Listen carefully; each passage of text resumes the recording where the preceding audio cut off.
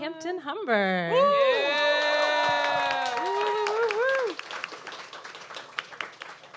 Unfortunately, my friends, I have lied to you.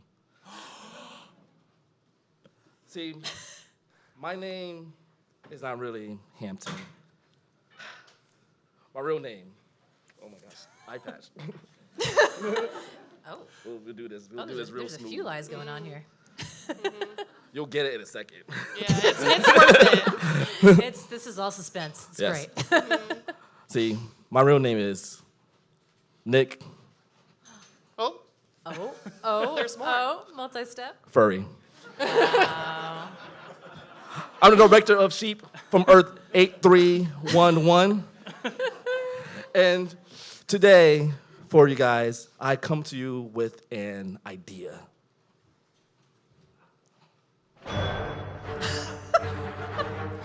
See, the idea was to bring together a group of remarkable animals to see if they could become something more. It came out too fast. Anyway. See if they could work together when we needed them to fight the battles that we never could. I bring to you my Animal Avengers. And today I will show you 4 initial members of that team, starting with... I'm gonna take this off. I can't see it. Depth perception is not overrated. Starting with, from the Heartbeat Eagle clan. Ooh, nice Okay, flex. give Give it up for Harpy Eagles. Are there some harpy eagles in the house tonight? Hey, they might be part of this clan. For the Heartbeat Eagle clan, code name, Fox. Nice. So Heartbeat Eagles, these guys are native to Central and South America. These guys like to live in lowland tropical rainforests, kind of close to the canopy. These guys are also typically, females are bigger than the males and have a wingspan of 7.5 feet. And as how long they can live up to 25 to 35 years. Wow. But that's just the tip of the iceberg for the Heartbeat Eagle. Because you see, I was gonna say that's like a whole What? Marvel Cinematic Universe age. yes, 25 to 35 years. That's how long the most superheroes live. It's a dangerous profession. So as you can see, these guys are one of the largest eagles in the world. They actually are tied with what they call the wow. Stellar Sea Eagle, was around roughly the same size as them. These guys also have one of the largest talons in the world, out of all birds. Their talons can reach up to 4 to 5 feet long and can easily cover a fist. Woo. Oh my. Oh, no. Okay. Yeah, it'll mess you up. Let me show you how they mess something up. So these guys are so precise that they actually will swoop down and swipe out a sloth or any other animal in the tree mid-flight without even stopping. This is a very sloth-heavy Yeah, I show. was thinking, like, why are we so obsessed with sloths? I just want to say, maybe just for the podcast audience, Yeah. Emily jumped. Like she went, woo! I'm jumping. Unlike sloths. Yeah, fair. Also, according to indigenous tribes that live in the South American and Central American region, these guys also are the personification of what they call the tribal chief, so like the leader of their village. So you recognize, if you're a pro wrestling fan, put your ones up, acknowledge me, acknowledge Nice. Fox. Yeah. So Fox here clearly is my leader of the team, but now I have the leader, but I need an enforcer. And this next animal may be small in size, but he will beat your ass. Ooh. All right. A mantis shrimp. Oh, Man, yeah. That's a Code punch. name, Punch Bug. Hell yeah. Oh, and so pretty. Yes, this is a rainbow mantis shrimp. Oh, cool. So these guys typically live in the warm and shallow parts areas of the Indian and Pacific Ocean, about 2 to 7 inches, so not too big, and don't live that long either, 3 to 20 years. That is quite a range. Yeah. Hey, when you out here fighting in the streets, one punch and that's it. You're done. so the mantis shrimps, according to the Assyrians, they call them the sea locusts. Today, we also have them other nicknames. We also call them prawn killers or thumb splitters because they split your thumb, you know. These guys also, so actually there are two types of mantis shrimps. There is the spear, so they'll just snatch up a fish. And then, of course, you have your punchers. Mantis shrimps also. Enhance. Mantis shrimp also has really, really great eyesight. They actually can see 12 channels of colors. Including UV light. In comparison, only us humans only can see 3 channels of colors. I mean, we cannot see UV light unless we have glasses. I don't know. Also, their punch is one of the fastest appendages in the world. This will make sense in 2 seconds. It's one of the fastest appendages in the world.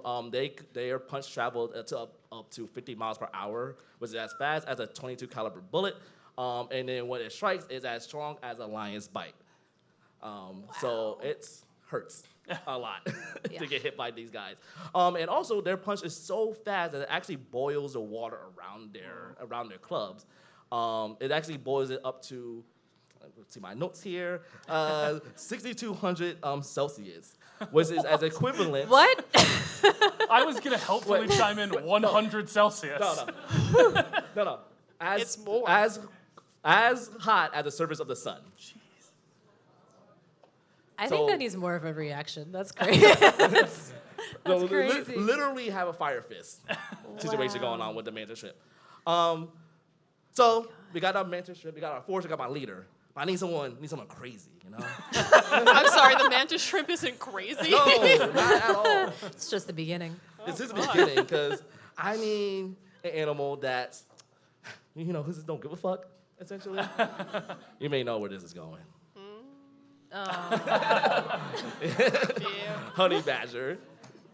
That's my boy. Yeah. Oh, that was a great animation for the honey badger. Or codename Honey Havoc. Ooh. So these guys they live in parts of Africa and parts of Asia, typically like to live in dry areas and in the grassland or forest areas. I don't know why I got really specific here. 20.7 pounds, 2.5 feet, about 9 to 12 inches tall. And they live 24 years in captivity. We actually don't know how long they live in the wild, which is nuts. I don't know why we don't know They keep beating that. up the zookeepers and breaking out. Oh, I'm going to get to that as well. Not a joke, apparently. So a lot of cool things about honey badgers. They're my second favorite animal. For one, these guys are part of the oh my God, I always get this wrong. Mustelidae family, which is a group of crazy bastards like sea otters, wolverines, weasels, and what else I got there? Pine martens. Oh, yeah, crazy. Real crazy. Don't mess with a river otter. They'll fuck you up. Anyway, so clearly no joke. They have really, really long claws. They can dig up 5 feet burrows. That expression. Damn. And they use those claws in order to tear open honeycombs. And speaking of symbiotic relationship, these guys actually get helped by a bird called a honey guide that guides them to the honeycomb so they can tear it open and they can eat. Then the birds will eat up everything else inside. I read a little about the honey guide, and that it's also thought that they have what is now a symbiotic relationship with some humans. Oh. Because I think there are people who live near where honey guides are, and basically the honey guides will make a certain call when the humans who are looking for honeycomb are near a hive, and then they just get Wow. rewarded with some of the honeycomb. Birds Yeah. are so And this smart. is thousands of years old behavior apparently. Birds are cool. I don't really like birds that much, but They're cooler than make we an give them exception. credit for, even though they aren't real. But I'm not done with honey havoc over here, because when it comes to an animal who says don't give a fuck, let me tell you something right now. This animal is ready to run the fade with anything, anybody. They are ready to throw hands. I mean, they will mess up a snake, Oh. fight hyenas, Ooh. go after porcupines. Yeah, they don't care. This is it really sounds like one of those Muhammad Ali he's I'll lay out a lion. I'll Speaking of that, pummel a porcupine. Jackal and python. He's having a tug of war with a python versus a jackal. They don't care. And lions, obviously, because of course they go out, they fight anything, everyone. But they're not only crazy, but they're actually really, really smart animals too. One of the reasons why they're so hard to have in zoos because these guys actually are actually honestly the masters of escape. Oh my god. They will use pretty much anything they can in order to create pretty much create escape routes for themselves, making them very, very hard to take care of inside in any kind of zoo environment. So that's Honey Havoc. Are you responsible for leaving that rake on the wall to let them climb up? Oh, my bad. I didn't think he would be that. I don't know. I didn't think he'd be that smart. He proved me wrong. But for my last member, we need a ringer, an unstoppable force. I need. Come on. This is your fault for putting in animations. Hey, they're worth it. They are worth it. I do love it. I need a god. Fenrir.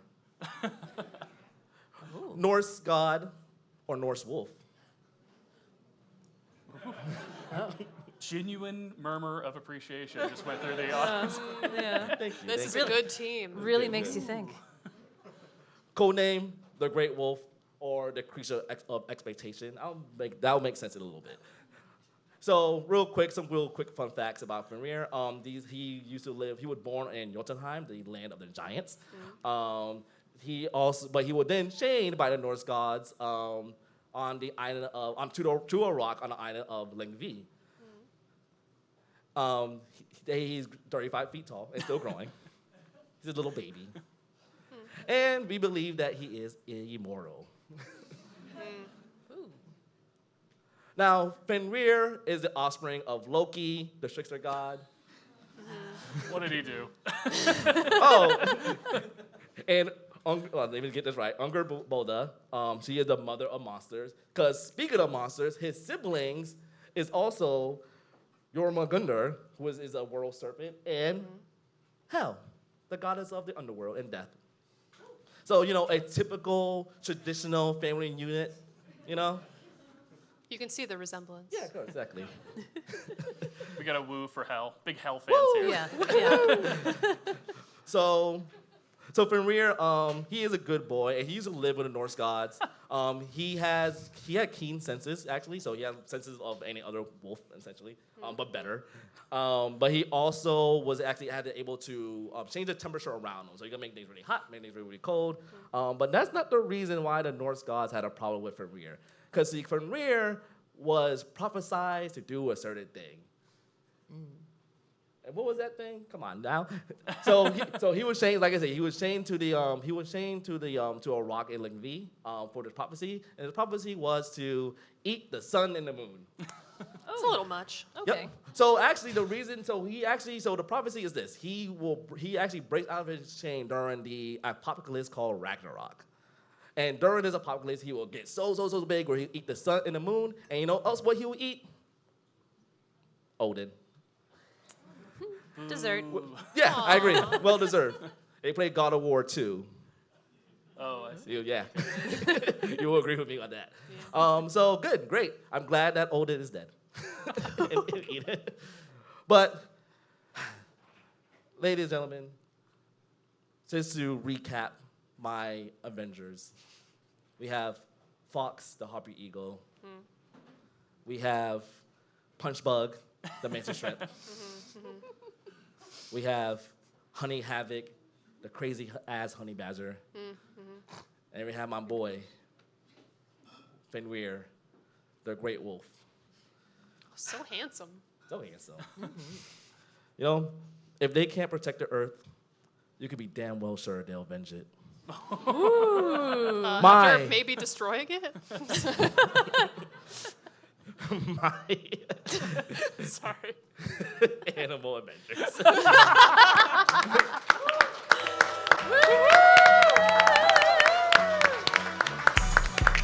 They not like us. Oh, you got They not like walkout us. music? They not like